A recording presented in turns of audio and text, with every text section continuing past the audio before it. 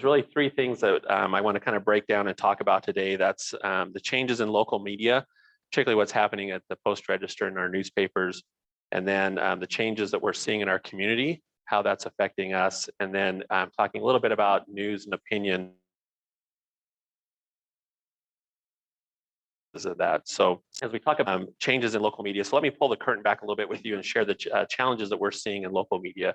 And I'm particularly going to reference what we're seeing in newspapers, but I would venture a guess that most of our counterparts in broadcast and TV and radio and the such are seeing similar challenges that we're facing as well.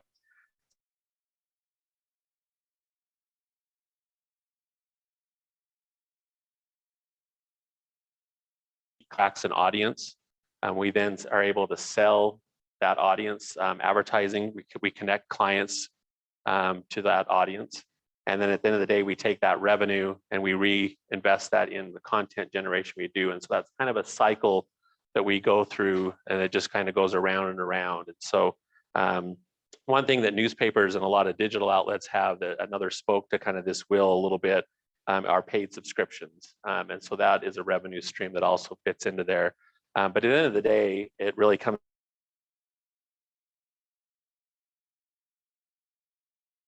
the content, that's what attracts that widget as we go through. And so it's an important cycle. And so I'll reference back to this a little bit as I talk through some of the things that we're seeing changes. So one of the big changes that we've all seen is obviously the shift from print to digital. And a lot of you have probably heard the phrase that newspapers are dying, right? So every time I hear that, I think of this quote by Mark Twain. And it says, "The rumors of my death are greatly exaggerated," right?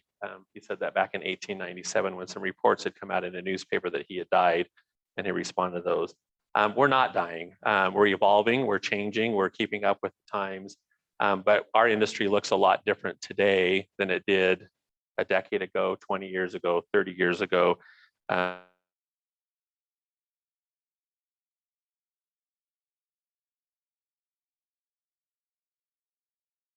Hold on to, and it's easy for us to hold that up and say, look what we created today. But really at the end of the day, second button over.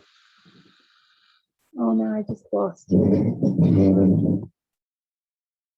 Because all we got was paper, just like our websites, our Facebook page, our Twitter page, our email account, everything. We've got a huge variety of ways to be able to distribute that content. So really, that's what that printed newspaper doesn't generate us an audience. It's that content that attracts them.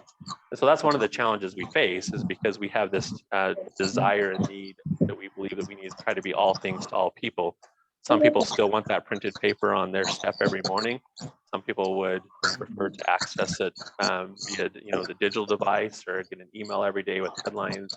And so that provides a challenge for us, is to try to accommodate and kind of be all things to all people as we go through that piece of it. So, but today, as we go through and look at our digital markets, the number of digital readers we have today is almost equal to, and if not in some markets, larger than our print audience today.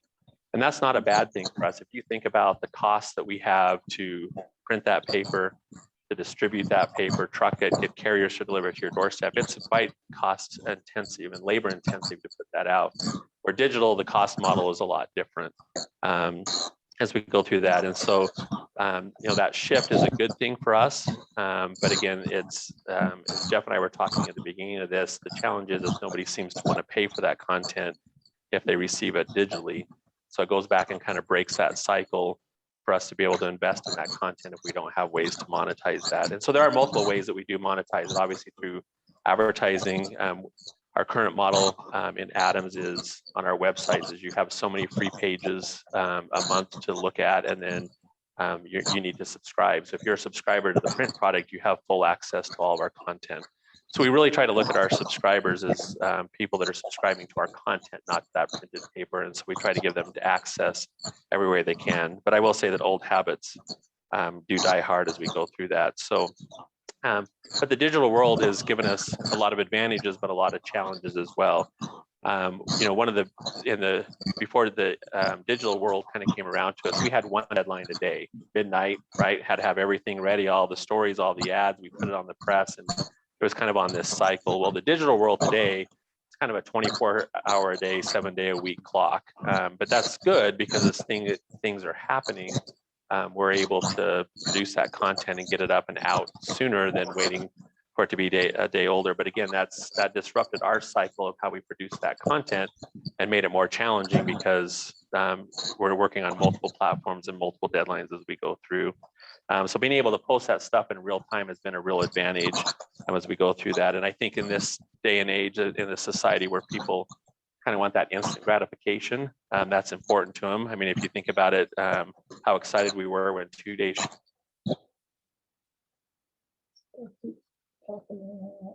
shipping 2 day and a half too long to get anything right. And so that instant gratification is kind of with the world that we live in. But we're also seeing a lot of people adapting and using that content. So I wanted to share with you just a little bit about kind of what our peel the curtain back again and kind of show you what our digital side of our operation looks like for these 11 newspapers kind of combined. So in the month of July of this year, combined, those 11 newspapers had over 982,000 unique visitors on our website.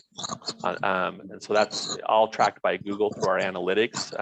So there is the way Google tracks that is based on your IP address. So if you do log in on your phone and then log in on your home computer, you would be counted twice by those addresses. But even if you still divide that number by 2, over 500,000 people accessed our content in the month of July. And they created over 1.8 million sessions. That's in the digital terms. Every time you log onto a website, that's a session that is measured. So on average, most of those people, as you can see, came back 2.48. That should be 2.48 pages per session. But overall, we had 4.7 million page views of our content in the month of July. So people are reading the content. They're coming to us. They're still seeing us as that authority and source for information that they're looking for. And then the average time that they spend on our website is 1 minute and 16 seconds. Does anybody think that's a very long time? Doesn't seem like a lot, but I can tell you in the digital world, that's approaching eternity, right? I think the national average, I saw this about a year ago, Google registered, it was, I think, somewhere around 18 seconds that we spent on an average page on a website. If you use your phone or a tablet to scroll, one of the universities, I forget who, did a study and they say we actually scroll at about a rate of 80 miles per hour if you look at the distance that we go through. So 1.16 is well above the average and something that we think is good. So one of the things that we look at as we generate this content is we want to know kind of who the people are reading it, what their interests are. And so we really focus on the term engagement. If I could double that number of page views tomorrow, I would just have to put up a lot of photo galleries of puppies and kittens and tricks and things like that, and we could have a lot of things. But it's not about page views, right? It's really about engaging that audience because then it becomes useful for our advertisers. So we really focus on that engagement level. How many pages are they visiting every time they come to us? We have a goal to be over 3 pages per visit, because if you're coming to read one thing and we can get you to come to a couple more pages, it tells us that we're creating content that is engaging and that people want to read. And so we're really looking at those pieces. So we look at time on site. Again, to be a little big brotherish in the digital world, but we know a lot about our users, and we know what kind of devices they're coming to us on, if they're how far they're reading down on the page. All those things kind of help us shape our content to make it more useful for that. So just to take a look, this is some demographic information just for last week on the Post Register. We get reports, I mean, it's in real time, but we look at it every single week to kind of understand who our users are and how they're using our website. So as you can see, it's a pretty even break between male and female, just it skews slightly higher men than women, but not by much. We also hear a lot of comments that young people don't read newspapers. Well, they may not be reading a printed newspaper, but they're reading our content online. So as you can see, that pie is pretty evenly distributed between all of the age brackets in the demographic sphere. On a regular basis. So we look at that on a regular basis. This is kind of a new chart for us and one that we've found really kind of fascinating. And so what we know, the blue line represents people who are visiting our website on a mobile phone. The orange line are visiting our website on a desktop, and then the green line is on a tablet. So we know what kind of device you're coming to. So the trend, if you look at that orange line, that trend was pretty typical of what we saw before the advent of smartphones when computers were out. And if you all notice that the highest point in our day is at 8 a.m., right when everybody gets to work, logs onto their computer, and then surfs the web instead of working, right? We joke about that. And then it just kind of tapers off. And then by 5 o'clock, it's really diminished on the desktop.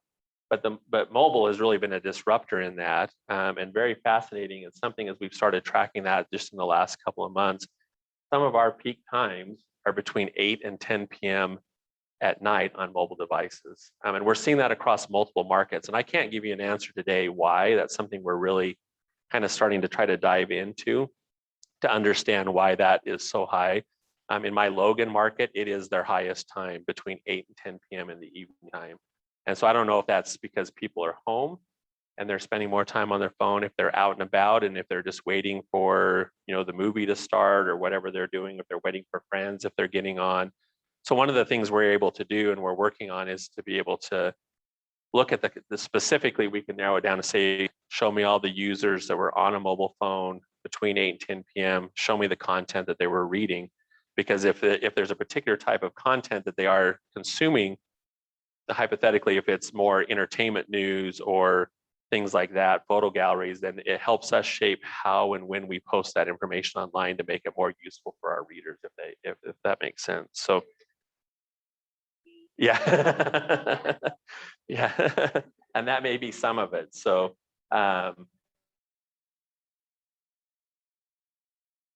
so something to use. And so yeah, so one of the things we're digging into is to kind of look at what content, what age group, all those pieces. But that's been kind of a new phenomenon for us. Like I say, the orange line is what we've seen for years and years on web traffic. The blue is something that's kind of new and kind of fascinating to see those peaks. And that changes week to week, because a lot of that is influenced by the stories. If we have a big breaking news story, a couple months ago in Pocatello, just at the start of fire season, we saw on a Saturday night, our traffic just spike at 10 p.m. at night. So as we looked back at that, tried to figure out what had happened, well, we had a fire towards American Falls start, and we had an accident that shut down the freeway at that same time. And so that kind of drove people and did that. And so we'll see that fluctuate a little bit, but the general trend of that is what we're seeing on an ongoing basis. The next thing I want to share with you is we also look at our top, we pull a report that just shows in a week our top 25 stories that were read. Again, trying to get an idea of what people are looking at. And I'm just curious to see if you have any surprises on that, if you can read those. Can anybody read that top number one story? Obituaries was our number one story, 15,000 and some page views in a 1 week period on our obituaries.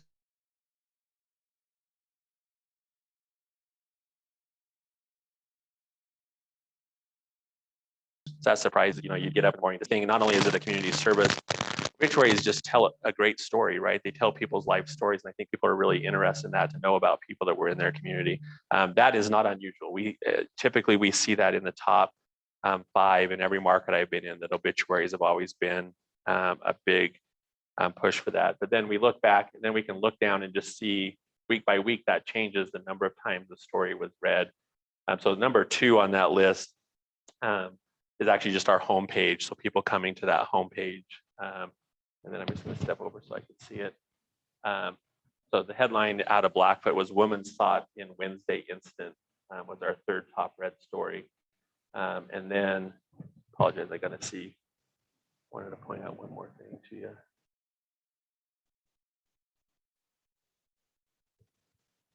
Oh, so it's actually story number 4 there. Just says A1.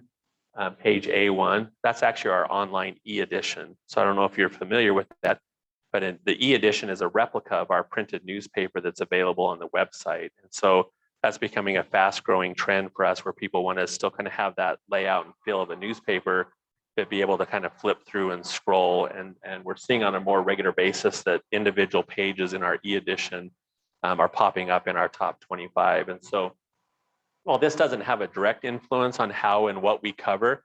It just kind of gives us a sense of what people are interested in. So we're not making a decision saying, well, nobody reads stories about X, so we're never going to cover that again, but it helps us understand kind of what people are going through that we do. So we see a lot that people really are interested in kind of those features and profiles that we do. One of the biggest things here at the Post Register when we run our shop talk column, that's always usually in our top 5 when we run that. People love to know when new restaurants are opening, new stores are opening, things like that. So things to do. So that definitely it attracts people when we do that. So the next thing I wanted to just talk about is kind of our changing communities a little bit. So let me back up a little bit. So I would say this influence as we look at these stories. Well, it helps us kind of understand trends. There's certain things that we feel an obligation to cover, even though they don't have a lot of readership behind them. It's sad to say, and Jeff and I were kind of talking about this earlier before we started. Coverage of local politics, city council meetings, our legislature doesn't get a lot of viewership. In my opinion, it's probably some of the most important things that people should be reading to understand what's going on and how their lives are being affected. So we still commit a lot of resources. We send somebody to Boise every year to cover the legislature for 3 months, those kinds of things. And so while some new drivers for us, we think it's important from a historical standpoint to be able to record and document key and important things that we do in that, because we don't want to become a site, again, that's just full of things that people want to read. We think it's important that we have that broad coverage across the spectrum. So as we look at the changes that we're seeing in our communities, we really just come out of an era of fake news over the last 6 or 7 years. If you look back 7 years ago and you heard the term fake news, we would have taken that literally. It's something that wasn't real, something that was made up. Now it's become kind of a label that we put on things that we just don't like or that we don't agree with. And so that's actually, as that has changed in the community, that has put a lot of pressures on us as we move through. But I think it's really been our changes in our own attitudes that have given that term the credibility, not simply the word itself. I think over how we got to where we are in these communities today, I think over the last 20 years or so, our communities have become a lot more polarized, right? People are interested for a lot of reasons to only want to hear things that they agree with. And so that over the time has crept in onto the news industry. We see that a lot in the cable news industry with the advent of MSNBC and Fox News, whatever side, you have a tendency to get that news. And I think they take a lot of liberties to present commentary under the disguise of news. And people kind of absorb that because it's the world that they live in. And so, again, that has presented its own challenges to us as well, to make sure that people understand that we still present things in a way that can be verified and that are fact. And so, I think there's a lot less tolerance for other views that aren't in line with our own. And I think that people are classifying things that they see as news that maybe we wouldn't consider to be news in a traditional sense. But these non-journalistic sites have found an audience who's willing to accept what they preach, right? And if you look at a lot of bloggers, they have the same business model that we do, right? These sites do. They need to create content to create an audience to generate revenue, but then they don't. Then they have that ability to reinvest that into it. The problem is if your only goal is to generate revenue and you don't have those local relationships, that becomes a challenge, right? It's easier just to put up things that you don't have to be accountable for, the clickbait stuff that we talk about. I think the other challenge is we're living in a society where truth is no longer the truth, right? We have our own set of truths that we want to believe in as we go through. And I think there's that lack of conversation that we have. So, local media has really found themselves in the crosshairs during this kind of whole revolution in the news consumption era. If people, it happened, we've got record of it, but it was just considered fake news. And we're just not necessarily talking about our political stories. We could have stories that were verified by multiple sources, and we would still get the feedback that you're just generating fake news because I don't happen to agree with that piece of it. So let me just, and some of you heard my city club talk a couple of years ago, but I'll give you the same example. You know, so back in the corner here, Donna Nims is our advertising director. If Donna was arrested this afternoon for bank robbery, police come in, cuffed her, charged her, put her in jail, we would report that story. Post-register ad director arrested for bank robbery, right? Fast forward to tomorrow, they realize they've got the wrong person. They let her out with an apology, and we would probably publish a follow-up story that said all charges dropped against PR ad manager.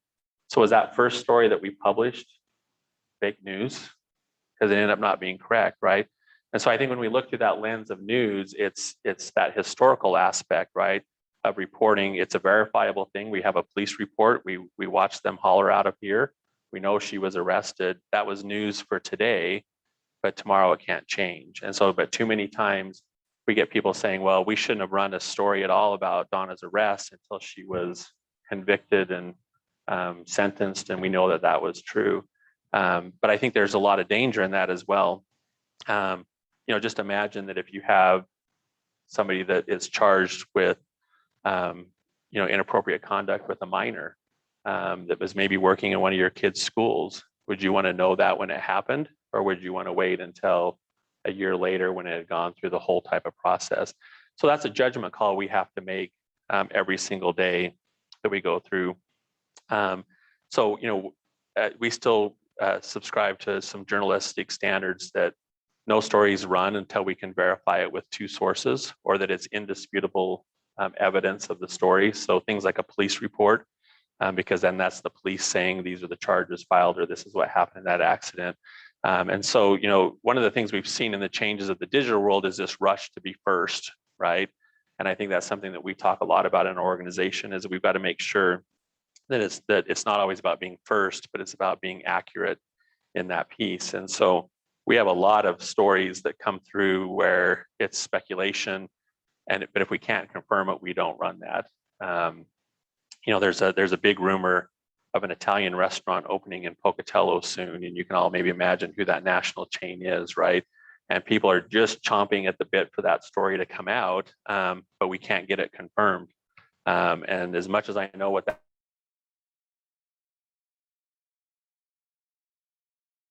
would do, when that's a hold to our standard, go through that. So it's a source that we talk about.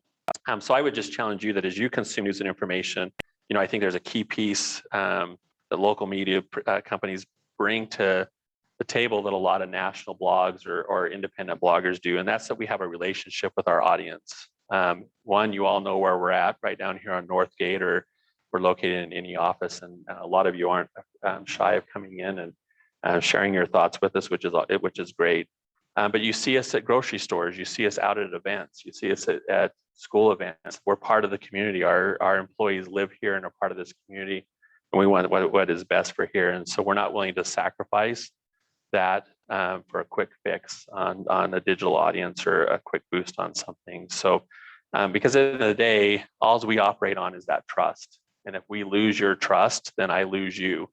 And if you go back to that cycle that we have of our business model, if I lose you as an audience, that cycle breaks, and then we really find ourselves in trouble. So we kind of have an unwritten contract that we work with. And then I think on top of that, when you add a subscription model into that, you even have a more direct component to that, where you're paying for that content and have, you know, kind of hold us accountable for the things that we're producing, which I think is an important part of what we do. So the last part I wanted to talk about today is just on the news and opinion side of things, because if there's anything we get a lot of feedback on, is the difference between news and opinion, and why we publish opinions in the newspaper. So let me peel the curtain back a little bit more on that and talk about how we look at news. So as the last few years, as I kind of talked about our synergies across our group here, we, or at least I do, I put news into 3 buckets. Those 3 buckets are breaking news. This is news that we don't even know is going to happen. We could, in the next 2 minutes, we could have a major story could happen, and we've kind of got to drop everything and get it covered. And so, breaking news is the great disruptor for us. We have our best laid plans every morning, and most of the time at the end of the day, it doesn't turn out the way we thought it was going to because of the breaking news piece of that. And so we do have a sense of urgency because it usually affects people. There's kind of an immediate need to know. And so we really have a deep obligation to cover that. And a lot of times breaking news is a digital only play for us. If there's an accident that closes down Yellowstone and Broadway intersection for a couple hours, we'll put that up on the website to say, hey, avoid this area, there's an accident. But if there was no property damage, no fatalities, that's not going to make tomorrow's newspaper because that news is past and really doesn't have an impact on people. So breaking news is an area that we really see playing a lot on the digital side.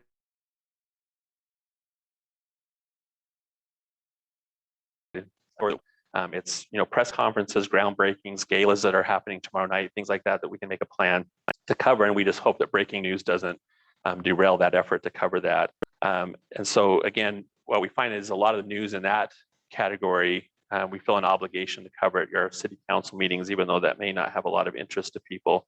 It's something that we do to make sure that we have that documentation and keep a watchful eye on our leaders. And then the final area is an area we call enterprise coverage. And this is where every reporter and editor would love to spend their time, is in enterprise news. Because this is the investigative reporting, right? It's the in-depth stories. It's the stories that nobody else is telling in our community. And they're not always the salacious type stories, right? It may just be about that kindergarten teacher that's retiring after 40 years or things like that. And so we do our best to manage and cover the breaking news and news of the day so that we can free up as much time as we can on enterprise coverage and telling those stories that nobody else is telling. So, again, news stories are based on fact. Multiple sources are required for it to be published. It needs to be undisputable in our sense. And then we'll always err on the side of verifiable truth over speed. But there's also a lot of, probably where it gets the most discussion going, and our attention is on our opinion pages. We have people tell us all the time that we should not publish opinions in the newspaper. We should just present the facts and not be biased in those pieces of it. But I think those newspaper opinion pages really provide an important role in the community, and that is really to facilitate a conversation. And so for me, it's not so much about the content on those pages, but about what those stories and columns do. So I think as I mentioned, we've got to a point where we're not willing to have kind of civil conversations in our community as we move through issues. It's a lot easier to have shouting matches and say things online in a comment section when you don't have to look anybody in the eye, that you can just do that from the comfort of your couch. And we dismiss people because they are Democrat or Republicans, old or young, an Idahoan or not. But having a conversation around issues, what we're really missing. And I think we need to remember that having a conversation doesn't necessarily mean you need to change your mind. It just means we're opening ourselves up to understanding all aspects of what we do, and that's our goal. So back in August of 2018, shortly after I arrived, we changed the philosophy of our commentary pages in the Post Register, and we made it more inclusive. We invited the Republicans and the Democrats to write columns weekly. We're trying to balance out those pieces because we want people to understand that there's really two sides to everything. And we want that to facilitate. And so the biggest criticism we get is, what gives you the right to tell me how to think, right? Or what I should believe.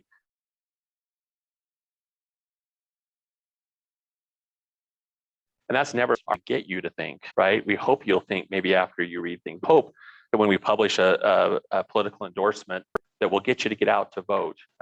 So, the day that I can get everybody to agree with what I've written is the day that we've probably failed this community. A day that 50% of the people love what we wrote and 50% of the people hate what we wrote is really a good day when it comes to opinion pages. And so a lot of people will criticize us for our endorsements. Well, one, we have an opportunity to sit down with candidates like a lot of people don't. But at the end of the day, if you wholeheartedly agree with what we said and that gets you out to the polls, then we've accomplished our mission. And if you just think we completely missed the mark and don't understand anything, and it makes you so angry you're going to prove us wrong, and you go to the polls and vote, then we've got you to do what we wanted you to do, right? We want some involvement at the end of the day. The other thing that we hear a lot of is well, why don't your opinions reflect the values and the views of our community.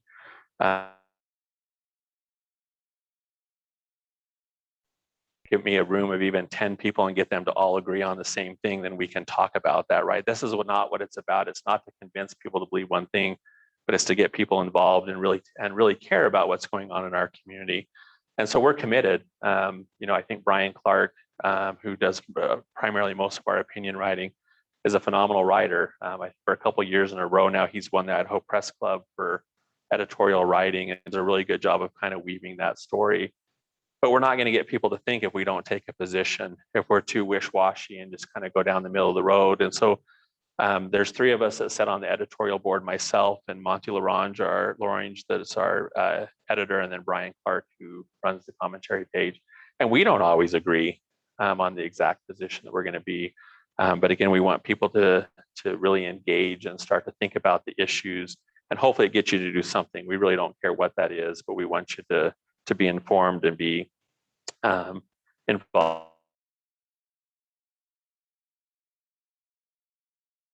And it's a way of trying to all think alike and like. Then we're really looking for a homogenous society, and I think that's really scary for democracy at the end of the day. So that's why we write editorials and publish endorsements. Believe me, my life would be a lot easier if we didn't, because by far we get a lot. That's where we get the majority of our feedback as we go.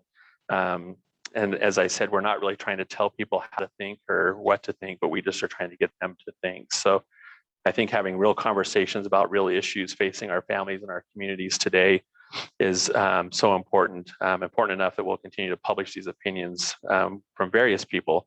One of the biggest criticisms we get is, well, why are you publishing this particular columnist or this particular person?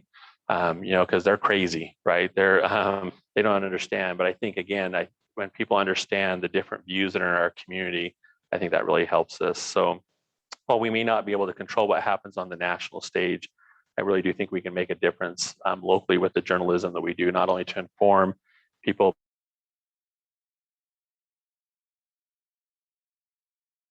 but to help in the community. So I appreciate the opportunity to visit. Those were kind of the prepared remarks I have today. So I don't know, Jeff, if we want to do questions or from that standpoint. So happy to answer any questions. Yeah.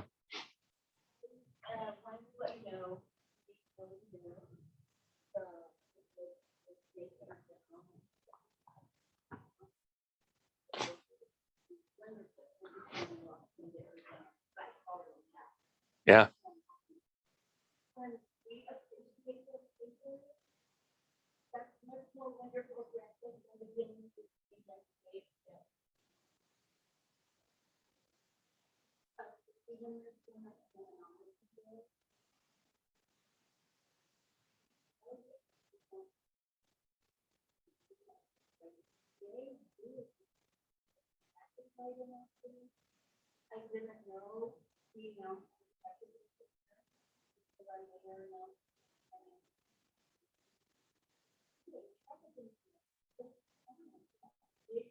I think we'd all like his number, right? To make sure we can line up the. No, and I'll tell you, we miss Brian too, or Nathan as well. So Nathan worked for me in Twin Falls, and then came up here shortly before I came up here. He's a phenomenal reporter. Had a significant other that was moving to Arizona, and he didn't think he could live without her. So he went down that direction. And so, but you touched on delivery a little bit, and we have reduced days for a couple of reasons. One is we see this transition to digital. Again, this whole model is supported by advertising. And so, we have days on an ongoing basis that aren't just supported from an advertising standpoint. It doesn't make sense for us to publish something that is a loss to us when we can produce that on the digital side. But I'll tell you, Nathan left us right before the legislative session started, and so we've kind of had a backfill. It's the Post Register, I think, for a long time has had a great reputation of kind of being a farm team newspaper. It gets quite frustrating in the walls. I was telling Jeff beforehand, it seems like every time we send a reporter to Boise for 3 months, they don't come back, right? They like it over there better and do a good job, and they get swept away. And so that can kind of become frustrating. And I'll just tell you a little story. When I was in Twin Falls, our editor one day was really lamenting about how she's like, I'm tired of being a farm team. If one more person moves to Boise from our paper. And we had an opportunity to go to lunch with one of my colleagues that she was an editor at the Miami Herald. And I didn't set her up for this, but she said, man, when I was at the Miami Herald, she goes, I got so sick and tired of sending everybody to the New York Times and Washington Post, right? So this is, for us, we see really that as a feather in our cap. If we can bring in good, solid reporters, help them, you know, kind of establish themselves. We know they're probably not going to be with us for 10 or 15 years.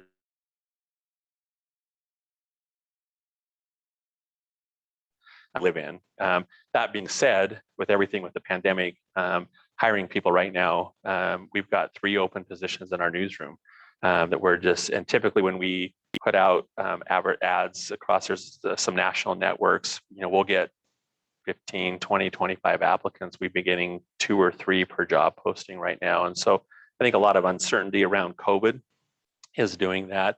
I think there's, you know, I think the industry as a whole is kind of being challenged.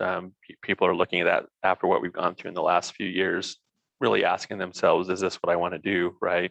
But I still think there's, you know, kind of a bright future from that standpoint. So.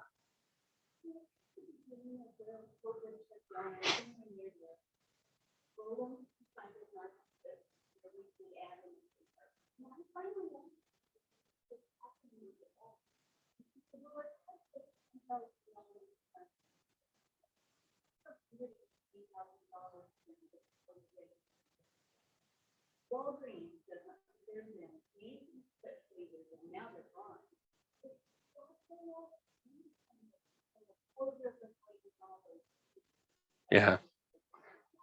So I can't speak specifically to Brolum's. I wish they paid $10,000 a month for their insert to be in there. So as Donna wishes that too. But you know, again, I think they're trying to navigate the same changes we are, right? Of people looking at things digitally and shopping.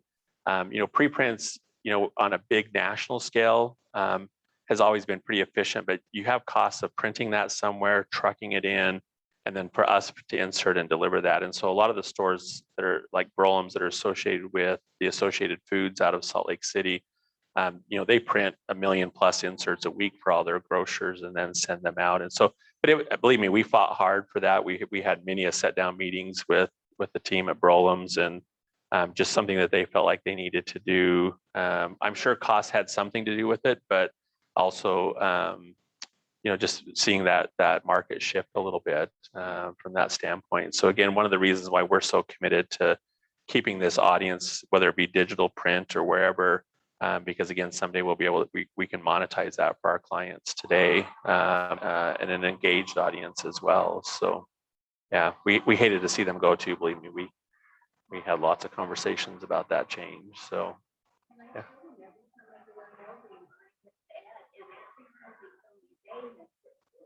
Yeah.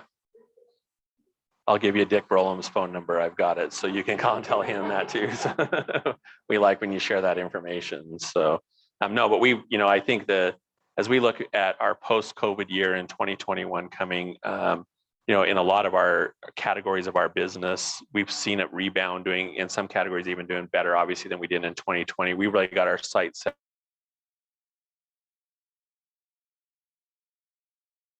set on a category that's down is reprint revenue, because again, the loss of Macy's, Walgreens pulled their nationwide, stopped doing their inserts, and then with some of the local things. And so, you know, one of the things with preprints is it takes such a long lead time. They're usually a month out, and even getting them designed, printed, and shipped. You know, and I think the attraction to have things in a digital format that, I mean, we can have something up on our website in an hour if we needed to for a client. And so, you know, those all things sound great, but we've got to learn how to navigate those and manage them to the best of our ability as we go through that. So, other questions? Yeah.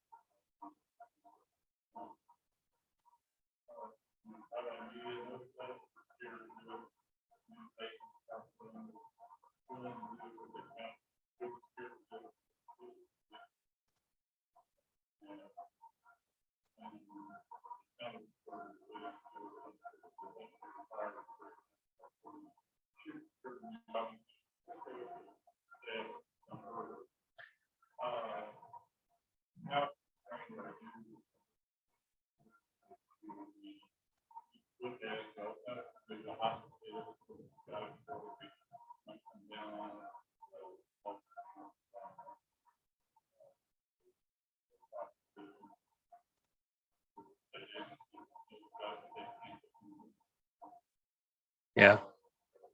So I mean, I can tell you, I don't think those outside pressures would really influence us at all, because if something's not right, then something's not right. But what we get a lot of is and I'm not referencing to what you're talking about, but we get a lot of phone calls of, oh, I went down, to the local shoe store, and, they ripped me off because, they charged me $100 and these shoes should have only been 70, and they want us to do a story on that. And so we have to make those judgment calls every day. What's the impact on the community, those kinds of things, and not necessarily a one-on-one, one-off relationship that maybe went south if they didn't get a good deal on something. And so, we sift through a lot of stuff like that on a regular basis. And so we've had quite a few stories where, businesses have, if they've been charged, but again, it's something that we've got to be able to verify, with two independent sources. So usually one person coming forward saying, hey, here was my, my situation and this was wrong.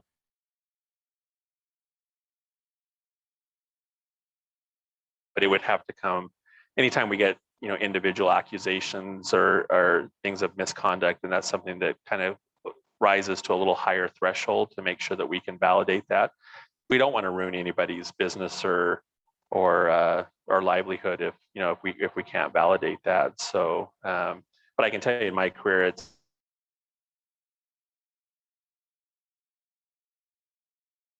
I'm a business that spends a lot of money with us, and maybe their son's arrested for a DUI or something like that happens, and we get political pressure from that business to say, if you publish this, I'm pulling all my advertising dollars. And I can tell you there's a pretty big wall between advertising and news when it comes to that, because we're just not influenced by those dollars. And in my nearly 30-year career, I've had multi-million-dollar accounts walk away because they were upset of how we covered something. And we just, the day we give that up, it goes back to that trust issue that we give up, because if people can buy our coverage, then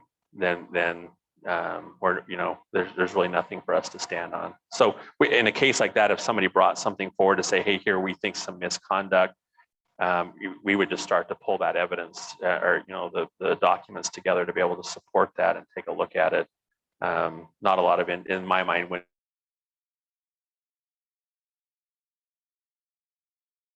in for a community. Does that kind of answer your question? Yeah.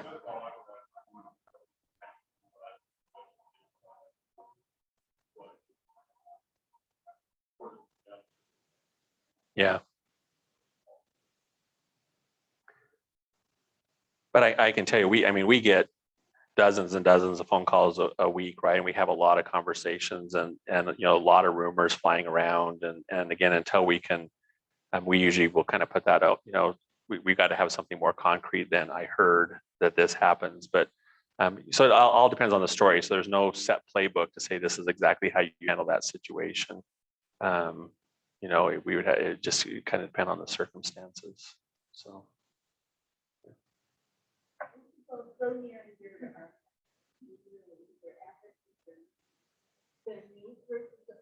Uh-huh.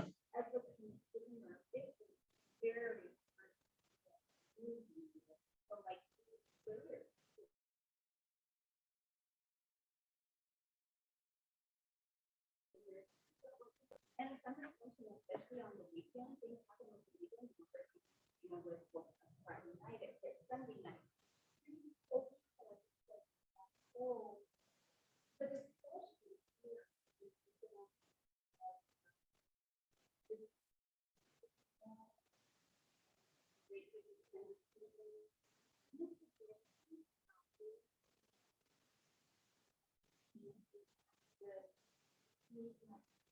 Yeah.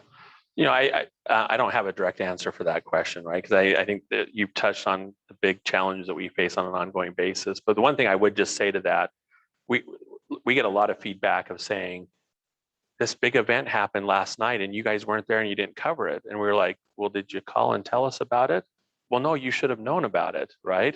You know, and it's like, and so, I mean, our reporters and editors are human and they do their best to have a network of contacts that they keep in touch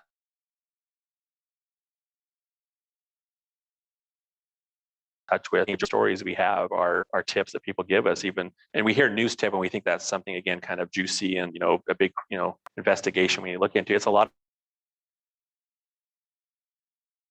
of like elementary schools retiring after 40 years, right? I mean, that's, I mean, a lot of times, but we also get a lot of, you know, news story ideas when we're out in the community.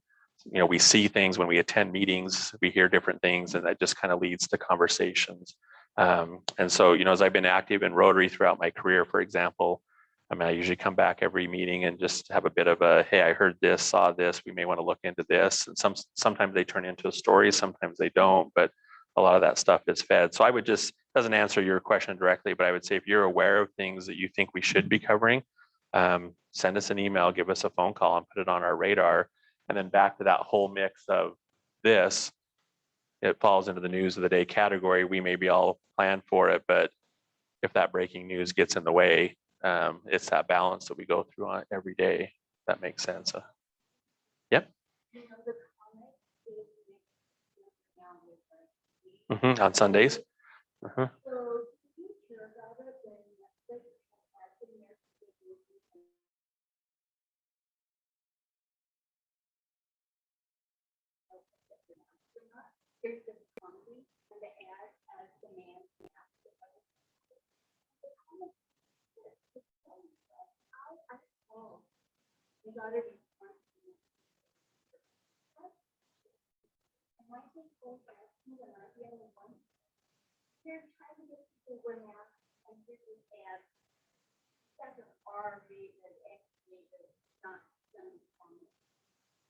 So I would say always give us a call, right? I mean, we appreciate that feedback because we, you know, so I will say on comics in that case, they're all nationally syndicated. And they're a little bit probably on autopilot, right? They come in. We do get alerts every once in a while from the comic syndicates that'll say, hey, we've got a controversial cartoon you may want to review. But for the most part, that's just kind of flowing in. But as we get that feedback from readers to say what they feel is okay or what is objectionable, then, you know, that just helps us shape our decisions on it. So I would just say, don't ever be shy about giving us a comment or a feedback. You know, because again, we do make decisions every day on what we cover, how we cover it, those kinds of things. And so I vaguely remember that cartoon coming through, but all after the fact. And so nobody caught that on the front end, just because 99.9% of the time they're not as controversial. So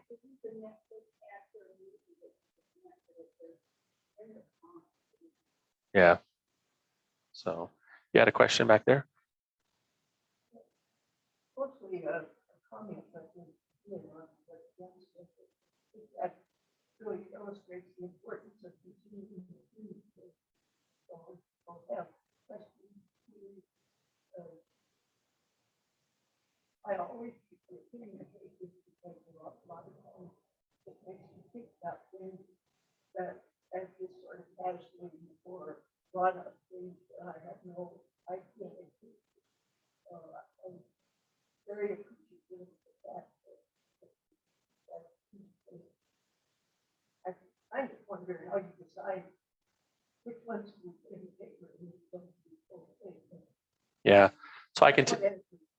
Yeah, well, I mean, I can tell you on our columnists, they're on a regular schedule and we have no idea what they're writing about. And as you've seen, in the past, we've had columns that are very critical of us as a newspaper, right? And we're happy, we're not bashful about publishing those, right? Letters to the editor are another big component, you know, so we have our regular columnists who write on a regular basis. And then, you know, letters to editor that we accept just from, you know, average citizens. And I would say for the most part, we probably publish right around 95% of the letters that we receive in.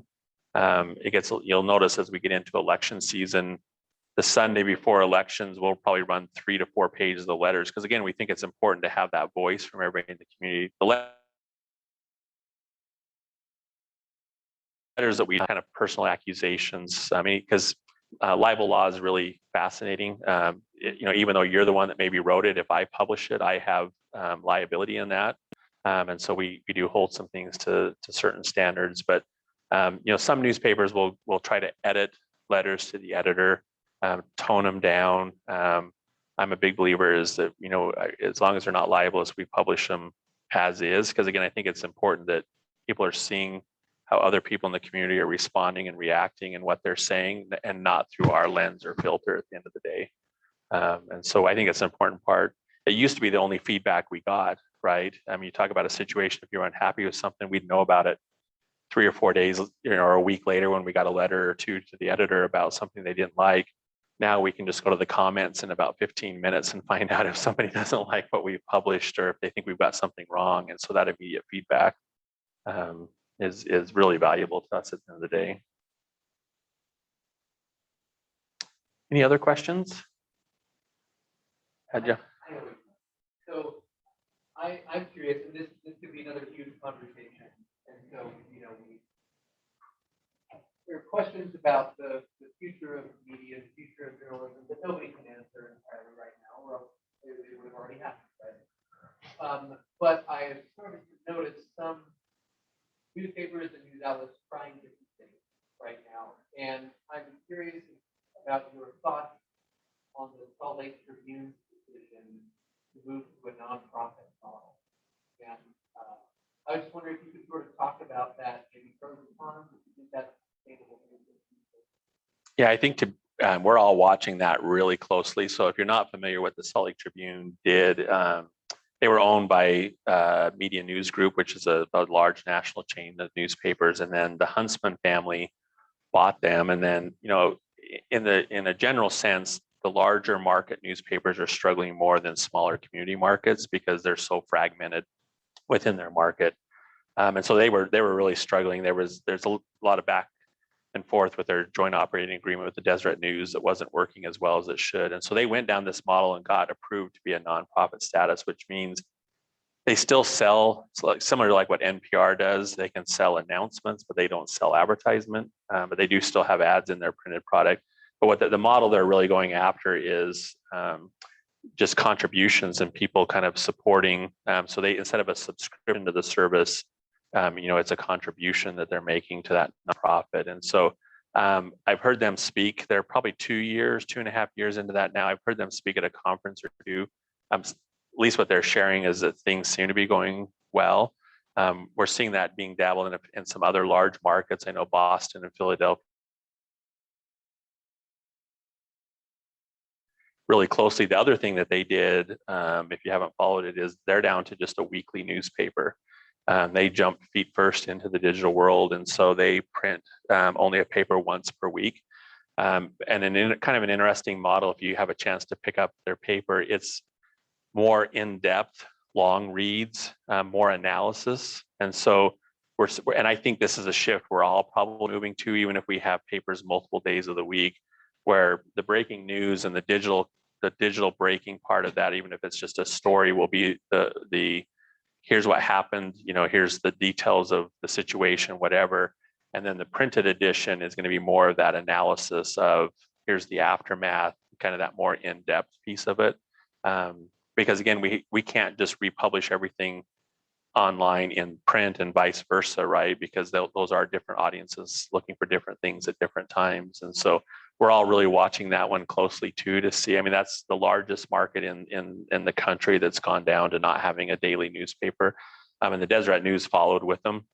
And so they're both just publishing weekly, and I think they're still finding their way. As you look at their printed product from month to month to month, they're still kind of shaping it and seeing how that turns out. But there's a lot of people in the industry are watching what they do and watching the nonprofit model to see what that turns into. So yeah, stay tuned on that one. We're all watching from that standpoint.